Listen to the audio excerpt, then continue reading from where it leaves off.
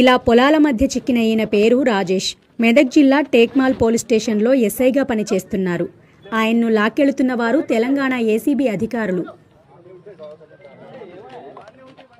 November 18న ఓ case విషయంలో ఆయన Tekmal police స్టేషన్లో 30,000 రూపాయలు లంచం తీసుకుంటుండగా పట్టుకున్నామని ఏసీబీ అధికారులు తెలిపారు. ఏసీబీ అధికారులకు దొరకకుండా ఉండేందుకు ఎస్ఐ రాజేష్ లంచం డబ్బులతో స్టేషన్ గోడ దూకి పక్కనే ఉన్న పొలాల్లోకి పారిపోయారు.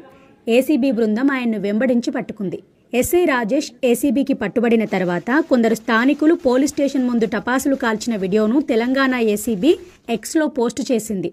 ప్రభుత్వ ఉద్యోగులు ఎవరైనా లంచం డిమాండ్ చేస్తే టోల్ ఫ్రీ నంబర్ 1064 లేదా 9440446106 నెంబర్కు వాట్సాప్ ద్వారా ప్రజలు తమను సంప్రదించాలని, ఫిర్యాదుదారుల వివరాలను గోప్యంగా ఉంచుతామని ఏసీబీ చెబుతోంది.